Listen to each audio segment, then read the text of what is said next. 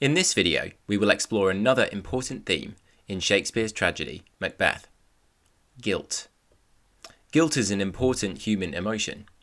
In simple terms, it is a feeling of remorse or sadness based on an action or behaviour that has happened in the past.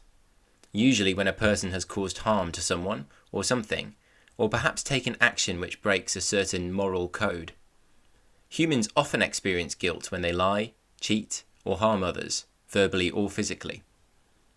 Both Macbeth and Lady Macbeth break these moral codes in the play in more than one way.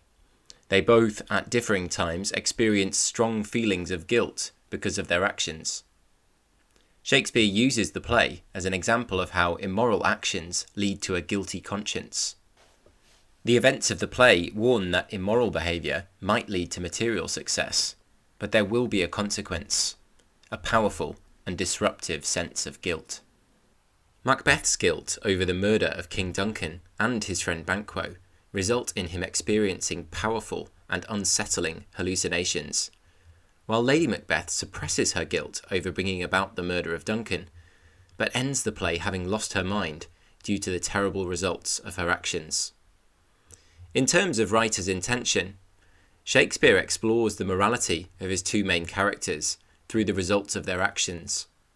They may both be evil and self-serving, yet their guilt does identify a lingering sense of humanity.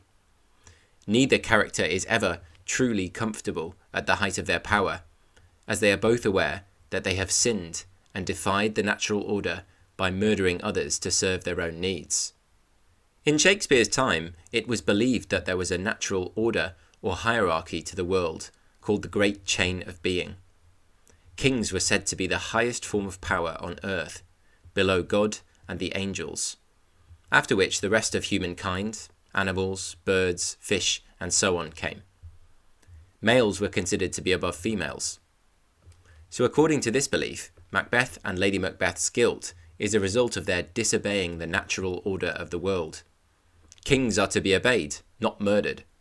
So Shakespeare reinforces the power of this hierarchy by having both Macbeth and Lady Macbeth undone by guilt over what they have done. Now, I will unpack some important plot points and quotations in the play which link to guilt. Macbeth's inner conflict seems to occur before he even murders Duncan. Once he has received the weird sister's prophecies, he receives resounding praise from the king. But Duncan chooses to reward his eldest son Malcolm with the title Prince of Cumberland, the second in line to the throne.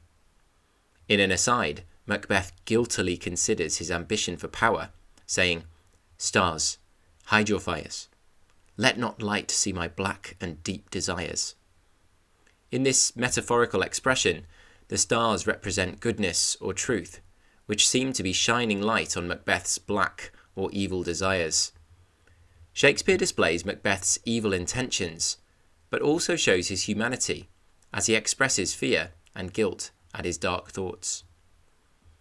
Macbeth's guilt seems to increase as the possibility of murdering Duncan draws nearer. Duncan arrives at Macbeth's castle in Inverness, and Macbeth is filled with doubt.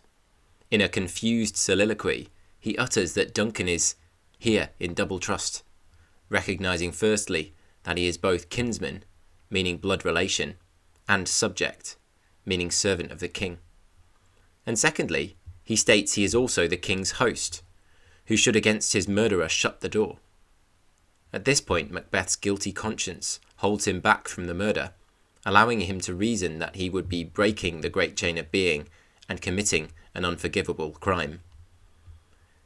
But Macbeth does go through with the murder, spurred on by the mockery of Lady Macbeth. But upon returning from Duncan's bedchamber, he is undone by powerful feelings of guilt and shame over his actions. First, he rambles about a voice in his head which cries, "Sleep no more." Sleep is a motif within the play, which links to the theme of guilt. Only the innocent, according to Shakespeare, will sleep soundly, and Macbeth's crime results in a constant sense of unease and guilt until his death. Next, he wails about the bloodstains on his hands, questioning, "Will all great Neptune's ocean wash this blood clean from my hand?" This grandiose language claims that not even the mighty oceans could clear the blood, itself a symbol of guilt, from his hand. Lady Macbeth seems content that a little water clears us of this deed, trivializing the murder as something which can be washed off. But Macbeth sees the blood as a stain upon his soul, which cannot simply be washed off. For Macbeth, a sense of fear and paranoia take over once he is crowned king. His order for Banquo to be murdered comes back to haunt him in a literal sense as the bloody ghost of Banquo appears at his banquet. Macbeth's cry to the ghost of, "Thou canst not say I did it. Never shake thy gory locks at me," speak of his inability to deal with the guilt over having his friend murdered. Banquo's ghost is a symbol of Macbeth's guilt. It, like Macbeth's hands in the act before, is stained with blood, and serves as a powerful reminder that guilt returns to haunt those that commit terrible crimes. Whilst Macbeth's mental state quickly unravels following Duncan's murder, Lady Macbeth, by contrast, at first appears very collected. She urges Macbeth to wash the blood from his hands, and even returns the bloody daggers to smear Duncan's guards with the king's blood. However, by Act 3 she is urging Macbeth to let go of his crimes with the plea, "What's done is done." Yet even she does not seem fully convinced by this, as in the second half of the play, her character fades into the background, only to return in Act 5 as a shadow of her former self. Once more the motif of sleep reoccurs, as Lady Macbeth is found sleepwalking and rambling guilty thoughts about the murders that have taken place. She references the murder of Duncan in the question, "Yet who would have thought the old man to have had so much blood in him?" which reveals that she has not been able to shake off the guilty memories of their terrible crimes. And, in a clever parallel of their earlier statement, Lady Macbeth admits, "What's done cannot be undone." Shakespeare highlights the foolishness of Lady Macbeth, whom at first thought her guilt could be washed away, but instead it haunts her in her sleep, and as exemplified by her assumed suicide at the end of the play, leaves her perhaps even more broken than her husband. As Macbeth and Lady Macbeth meet their downfall, Shakespeare emphasises that guilt is permanent and destructive, and no matter your position and power, it will come back to haunt you.